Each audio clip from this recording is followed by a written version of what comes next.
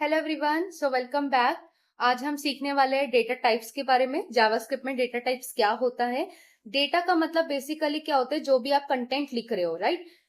वो raw material जो useful हो भी सकते हो, जो यूजफुल नहीं भी हो सकती है, that is your data, right. And types, types मतलब हम उस डेटा के क्या क्या टाइप्स होते हैं जो हम कीबोर्ड से टाइप करते हैं, अपना कोई ना कुछ इनपुट देते हैं कंप्यूटर को, तो वो किस टाइप्स के होते हैं हमारे पास जावास्क्रिप्ट में। आज हम उसके बारे में पढ़ने वाले हैं, ठीक है।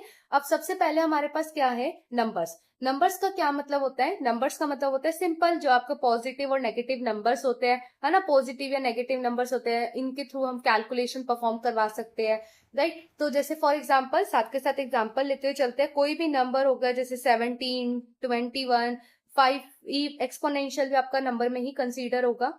नेक्स्ट आपके पास जो डेटा टाइप आता है वो स्ट्रिंग्स आती है। स्ट्रिंग्स मैंने आपको पहले भी बता रखा है, पढ़ रखा है हमने पहले की वीडियो में। वो आपके पास सीरीज ऑफ लेटर्स होती है, या आप किसी भी नंबर को, करेक्टर को, किसी भी आप एक स्पेशल सिंबल को भी इन्वर्टेड कॉमर्स में कन्वर्ट कर दोगे ना, यानी कि उसको इन्वर्टेड कॉमर्स में इनक्लोज कर दोगे, तो वो भी आपके पास क्या कहलाएगा, स्ट्रिंग्स कहलाएगा, ठीक है।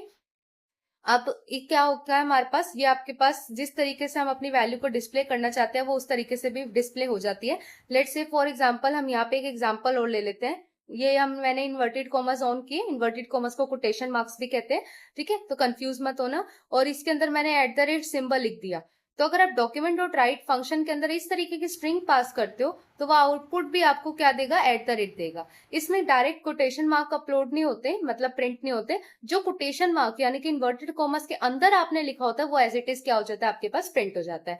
स्ट्रिंग्स के कुछ एग्जांपल है, जैसे inverted commas with greetings with exclamatory mark है, तो आप एक्सक्लेमेटरी मार्क दोगे तो वो डायरेक्ट आउटपुट भी आपको एक्सक्लेमेटरी मार्क प्रिंट होकर आ जाएगा। या फिर फन हो गया, ठीक है। नेक्स्ट आपके पास जो आता है वो आता है बुलियन। बुलियन का मतलब, बुलियन की हमेशा दो ही वैल्यू होती है, या तो ट्रू होगी या तो फॉल्स होगी, ठीक है। अब ये बताते हैं कि कोई कंडीशन आपकी मीट कर रही है या नहीं कर रही, यानी कि कोई कंडीशन आपकी सही है या गलत है, ठीक है। अब ये हमारे पास हमेशा ट्रू और फॉल्स होती है, जिसके बारे में अभी हम आगे और थोड़ा डीपली पढ़ेंगे जब हम अपनी कंडीशनल स्टेटमेंट्स के बारे में पढ़ेंगे, इफ एल्स के बारे में। एंड लास्ट हमारे पास डेटा टाइप्स जो है अभी, वो क्या है, नल। नल का मतलब होता है खाली, एम्प्टी वैल्यू, ठीक है।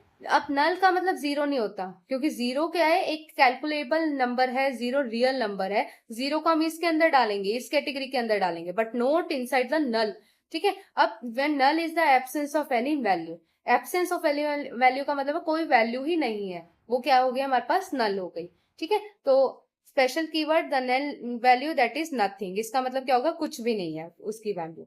तो इसी के साथ हमारे पास अभी हमने 4 डेटा टाइप्स को कवर किया है स्टूडेंट्स। और अगर आपको कोई भी इशू होता है, आप कमेंट बॉक्स में मुझे बता सकते हो। वीडियो अच्छी लगे तो please do like, comment, share and हमारे चैनल को सब्सक्राइब करो students. Keep supporting us. Thank you so much.